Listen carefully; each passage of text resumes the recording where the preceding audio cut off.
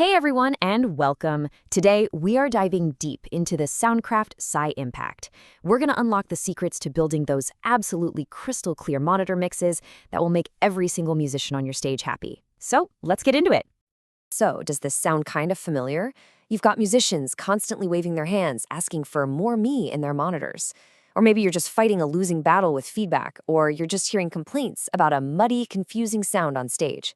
If you're nodding your head right now, you are in exactly the right place. The good news is, we're going to fix all of that. We're going to build those perfect monitor mixes right from the ground up, totally step by step. And we're going to turn that frustrated band into a happy one that can hear everything they need to absolutely crush their performance. Okay, first things first, we have to start with the foundation of everything, signal flow. Getting this concept is that aha moment that makes everything else just click. Before you even think about touching a fader, you have to know where your sound is actually going. So the magic word here is the aux bus. The easiest way to think about an aux bus is like a separate personal mixer for each musician. You're basically taking a copy of the sound from a channel, say the lead vocal mic, and you're sending it to their personal mix, all without messing with what the main audience is hearing. And understanding this path, well, it's everything. It all starts at the input, right? The mic or the instrument. It travels to the channel strip where you've got your EQ and stuff. Then a copy gets sent over to the aux bus. That's the monitor mix.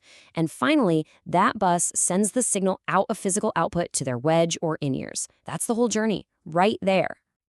All right, that's enough theory. Let's get our hands dirty and actually touch the console.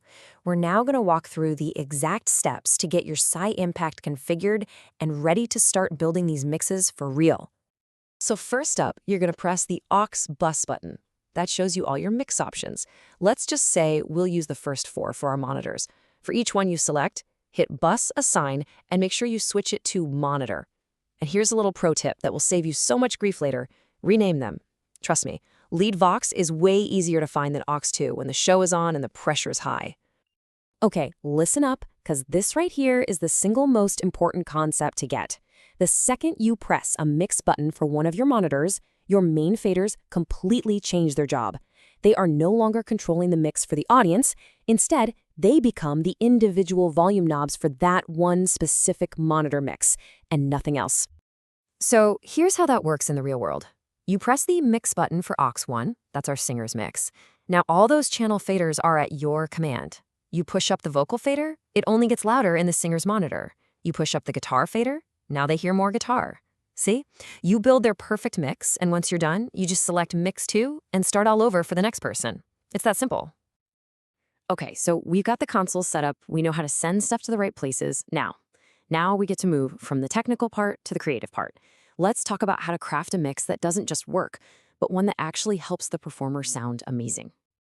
You really have to make a mental shift here. These are two different worlds.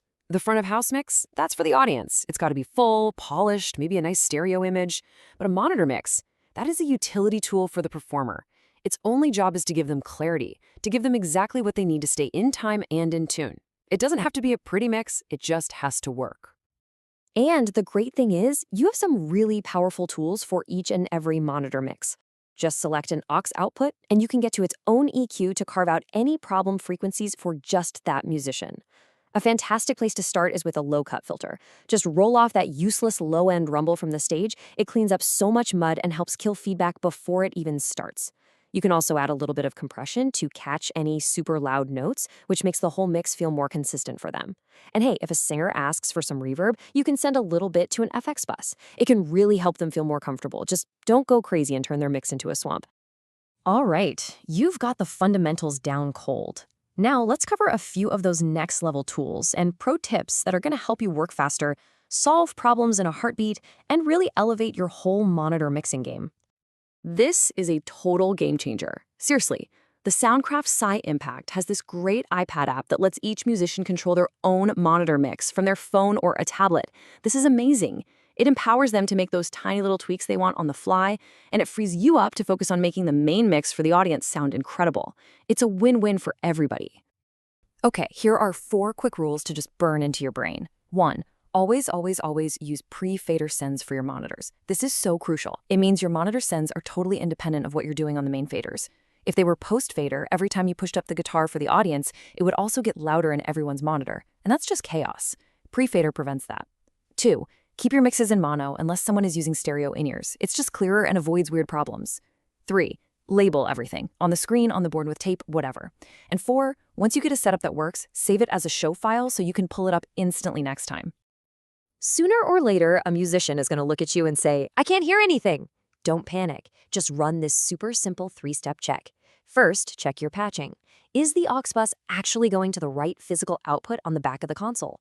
Second, check that pre/post setting. Are you sure your sends are set to pre-fader? It's such a common mistake. And third, check your gain structure. Is the channel clipping or maybe way too quiet before it even has a chance to get to the monitor send? I promise you, 99% of the time, the problem is one of these 3 things. So there you have it. We've gone all the way from the basic signal path to advanced tips for crafting that perfect monitor mix.